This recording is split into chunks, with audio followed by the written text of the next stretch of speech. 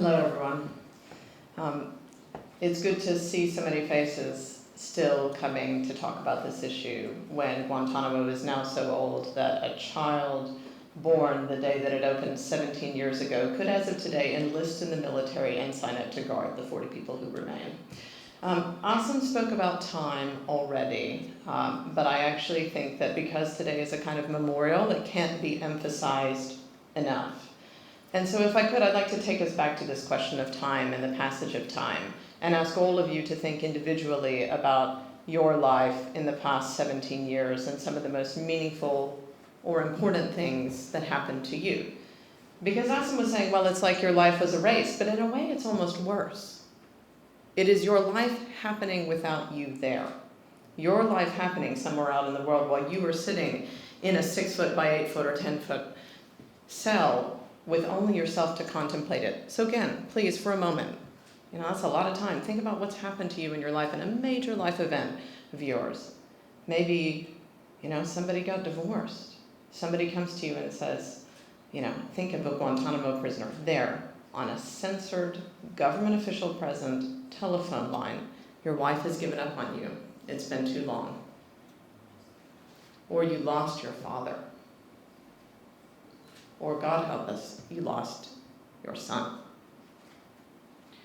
Each of those things happened to the men that I represented in the decade or so that I was going to Guantanamo Bay and representing prisoners. And every single time, the way that they would find out about these earth-shattering life events would be through a censored, half-blacked-out letter that they then had to sit and contemplate alone in their cell. Or, as I say, on a phone call with a military officer listening in and censoring what the family was able to say. So when we think about time passing, that is what that has meant for the people inside. I don't want to take too much of your time. I thought I would talk about two things today. Time has passed so long that I am actually not at Reprieve anymore. After the government apologized to Abdelhakim El-Haj and his wife Fatima, I sort of ducked out of it, but Gitmo's been going on so long that there are essentially 3 generations of lawyers in many ways who have gone down to the base. I learned from someone called Clive. I then went down for the best part of 10 years, but it has been going on so long that there's now a younger generation of attorneys, people that I then in turn trained up, going and meeting men who have been there, waiting and hoping and trying to keep struggle going for 17 years. I'd like to give us as lawyers and as human rights advocates, I guess, a little bit of a report card from 17 years of advocacy and struggle, say a little bit about the few things I think we did right, maybe a bit more about what we got wrong, and then perhaps a few hopeful words at the end about where I think the opportunities may now be. I think Asim is absolutely right when he expresses skepticism about the value of courts in seeking to achieve social change. That's absolutely correct. I think by and large, most of the motions that I filed in front of federal judges were totally pointless. That said, I think there was one major thing that the court and the litigation did achieve in Guantanamo, and that was just to open up access to the prisoners themselves, right? It took several years of litigation up to the Supreme Court's decision in Rasul in 2004 for any lawyer to be allowed to access these people and to try to start to get some of their stories out. Yes, past the government censors that we've discussed, but nonetheless out to the world so you could hear what was happening to Muazzam Beg, you could hear what was happening to Shakar Amr, and you could hear what was happening to nearly 800 other human souls stuck inside with no charge or trial. That litigation, I think, was very useful. Later litigation, maybe not so much. When I would get new attorneys coming in to meet me at Reprieve, they had this idea about the Constitution and all of the kind of motions they were going to file and the rule of law. And I often like to ask them a question that I'm now going to ask you, which is this. In my kind of dozen years at Reprieve, I would estimate that we saw free a little over 70 men that we represented or assisted in the representation of. If you had to guess, anybody, feel free to pipe up, how many of those individuals would you guess were ordered released by the final order of a federal judge in a habeas corpus case? Any guesses? 10? I hear some murmurs. 10, 5, 15? No? The answer is 1. There was one. We won one case in federal court. on behalf of a young man called Mohammed al-Gharani, who was a 14-year-old child when he was taken to Guantanamo Bay in 2002. We won his habeas corpus case in front of, if I'm honest, the district court's most conservative judge, Judge Richard J. Leon, who thought that these guys should never have had their day in court. But even he could not quite come up with a way that under the United States Constitution, a 14-year-old could be held without charge or trial indefinitely in Gitmo. And so he ordered Muhammad's release, and Muhammad was then ultimately released and has since, thank goodness, started a family. But that's a child who grew up in Guantanamo Bay, isn't it? From age 14 to essentially age 22, essential formative years. His parent, Shakir Amr was in many ways like a kind of surrogate father to him. He learned beautiful English in his detention from his captors and from people like Shakir. But, what kind of an education is that? So the litigation, to open it up, I think, did something good, but beyond that, I'm not so sure how much the rest of the litigation achieved. I think the relentless focus on individual experience also mattered, and to that I owe so much thanks to all of you who have campaigned in the community for Shakir Amr, for Muazzam, for Bashar al-Rabi, for Sami al-Hajj, the Al Jazeera cameraman. And I also think the third thing that we got right was to realize that although, of course, my fellow Americans opened Guantanamo, to close it down was going to take a kind of international movement of solidarity, right? So again, Sami, the former Al Jazeera cameraman who was released from Guantanamo Bay in 2008, cannot go anywhere now without being stopped in the street and kind of shaken hands with and offered lunch or dinner or tea. And that's because Al Jazeera, the station, campaigned relentlessly for his release. Shakir Amr would not be home today if it were not for what you in the United Kingdom did to force this government to lean on the Americans to turn loose a permanent resident.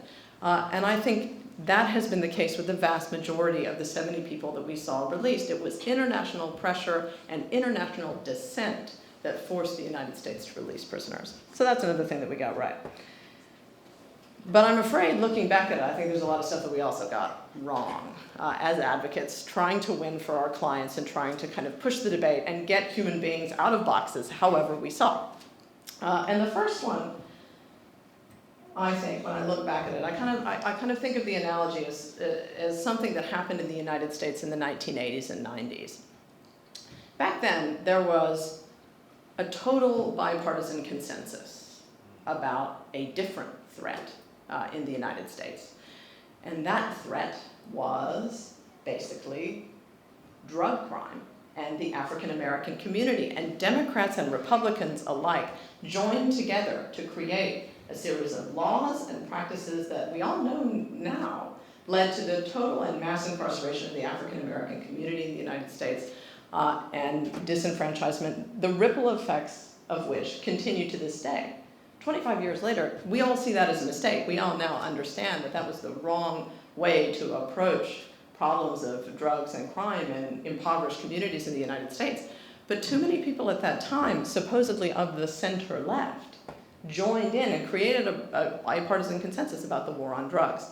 I think similarly, we did not do, as advocates and defenders, we did not do enough to block or to stop the creation in the United States of a sort of bipartisan consensus since 9/11 about national security, about where terrorism comes from, how best to fight it, how much of our national oxygen it should be permitted to consume. I think we often, way too often, tried to kind of beat power at their own game by sort of mimicking their language. We would sing and invoke the ideals of the Constitution when we would talk about Guantanamo. We would say Guantanamo was a violation of American values of due process and the rule of law, rather than to say something a bit truer but more difficult, which is that it was a racist policy and a biased policy with very obvious historical forebears in the internment of Japanese Americans, and more recently than that, as I say, in the mass incarceration of the African American community. And in retrospect, I sometimes think that in doing that, in singing that language, in singing the kind of hymns of the Constitution, as it were, I think that we perpetuated a myth to Americans, my fellow Americans, that we make no mistakes, rather than get us to look more honestly at our history and culture. I think that we too often conceded the security claim. And then, the final point, the last mistake I think that we made. We're talking about 17 years, but of course, 8 years of those, we had a Democratic president who campaigned on a promise to close Guantanamo down. And too many of us, not very many people in this room, I will say, but too many of us in the wider advocacy community gave Obama a pass. People would tend to say, oh, well, he's trying, but he can't get it done. We muted our criticism, or we soft-pedaled it, as he shelved Guantanamo as a priority, as he refused to prosecute anybody for the crimes of torture, so that Dick Cheney and every other Tom, Dick, and Harry who was involved in the program could go on evening television again and again with the pro-torture axe to grind. And as he then, although he changed the language of the war on terror, himself put the US intelligence agencies on a near permanent paramilitary footing. So, the report card of us as kind of lawyers and as human rights advocates, I would have to say is mixed. The last thing I will say, and then I will let somebody else get on, is I think that there are some opportunities now in the kind of big orange shape of Donald Trump. As terrible as he is, and we can all see it as plain as day, there is something to be said for the way that he has brought the flagrant anti-Muslim animus of many of America's national security policies out into the open. So if you think about the very beginning of his administration, when he is first announcing the so-called Muslim ban, and suddenly you've got hundreds, if not thousands, of Americans streaming to the airports to protest this racial bias. You've got I couldn't believe this when I saw it. You got no less a figure than the celebrity Kim Kardashian tweeting a kind of set of statistics about terrorism. She basically said, this is how many people terrorism kill in a year. This is how many, far more people are killed by bathtubs and armed toddlers, to say nothing of Americans with guns regularly. And I thought to myself, God, it's 2017. If Kim Kardashian can get it, why did we not make that point 8-10 years ago? So I think that there's something to be said about the fact that someone who says it so openly and in such a profoundly biased way can get people to see what's wrong with what they've been doing all along. And then I think I'm heartened by the fact that you now have women of color and, God help us, female Muslims of color in the Congress. I think those people are making kind of links across divides. They are seeing that these struggles are in fact intersectional, that the struggle of people on the border, the kids in the camps in Tornillo, is not separate from the struggle of African Americans in detention and in prison in the United States, is not separate from the detention of the 40 people who remain in Guantanamo. And I think it's kind of on all of us to continue to remind us and to continue to remind the administration that this is as great a stain on our honor now, with 40 people left and 17 years in, as it was in 2002 when it opened. Thank you.